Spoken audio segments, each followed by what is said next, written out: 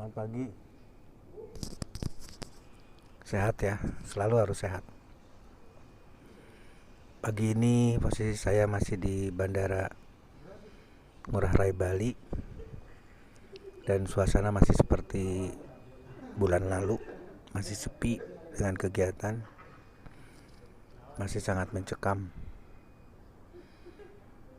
Pariwisata masih mati. Kegiatan di sektor industri yang lain juga masih dalam posisi yang lemah. Transportasi terbatas, apalagi transportasi pariwisata sangat-sangat terbatas. Itu mungkin yang bisa disampaikan, dan itu merupakan gambaran buat kita bahwa di pandemi COVID-19 ini kita harus betul-betul mencari jalan keluar, melakukan suatu kreativitas yang out of box. Itulah new normal. Pagi ini saya coba akan mengingatkan kembali teman-teman semua mengenai Zellner, mengenai bioaktif oligopeptide.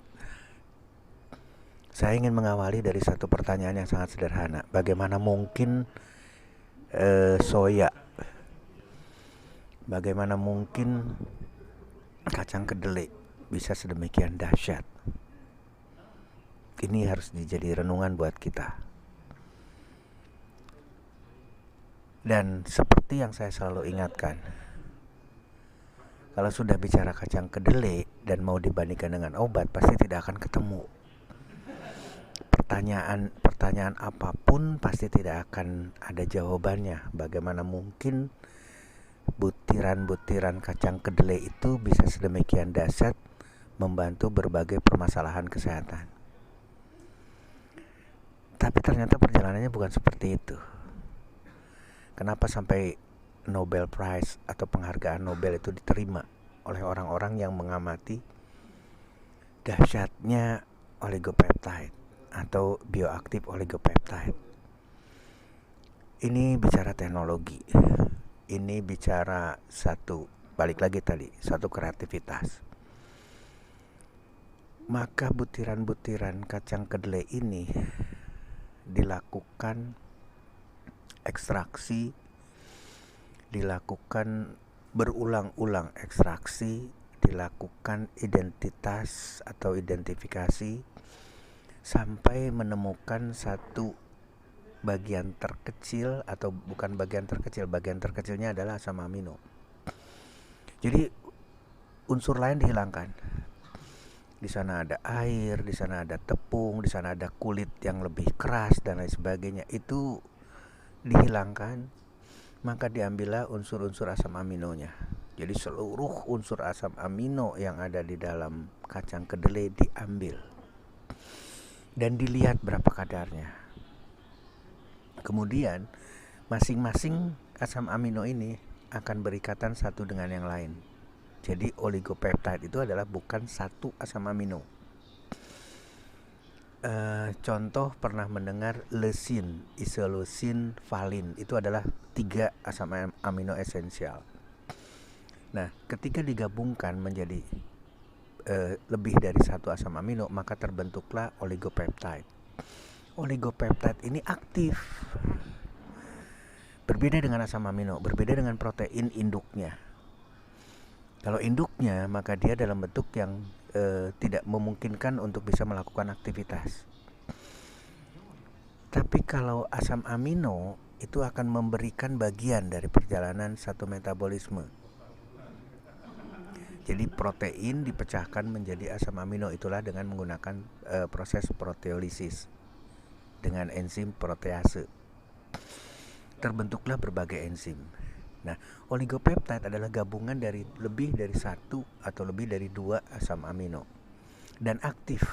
Apa yang dikatakan aktif, apa yang dikatakan bioaktif, berarti aktif dalam kehidupan, aktif secara metabolisme.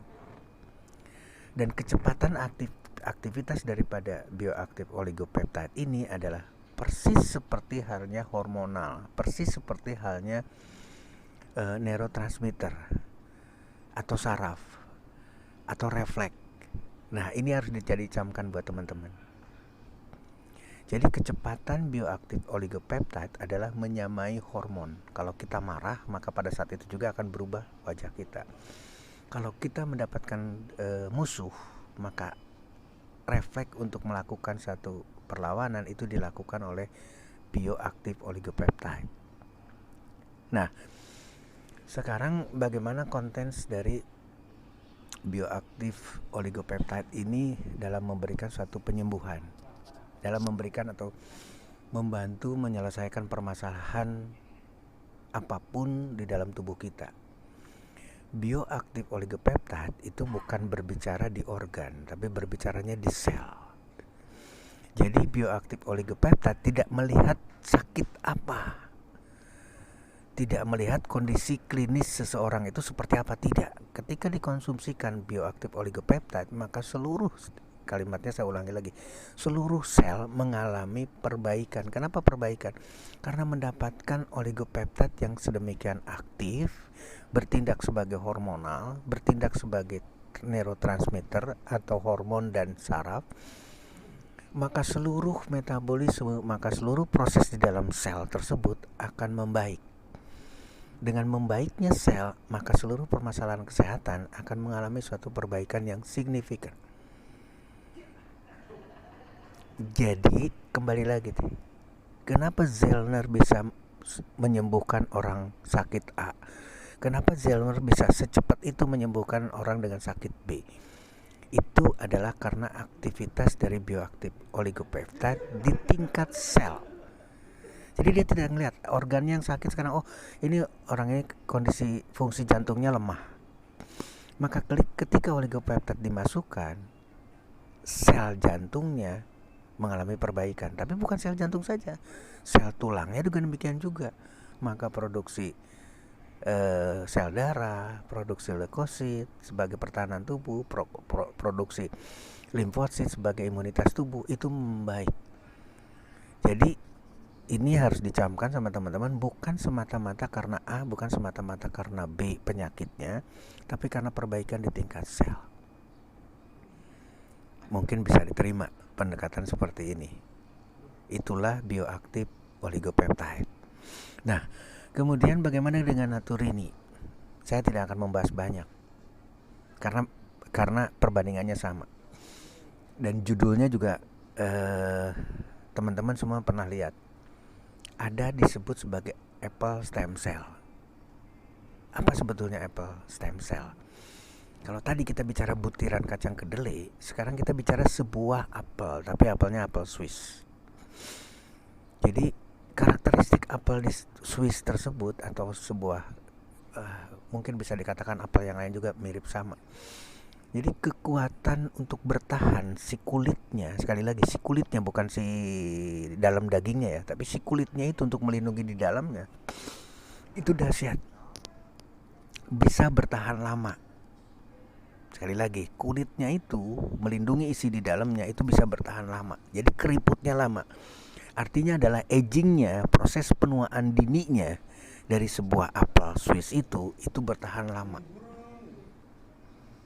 Balik lagi sekarang, kita konteks di COVID. Kita konteks harus kreatif. Maka para peneliti, orang yang kreator ini luar biasa.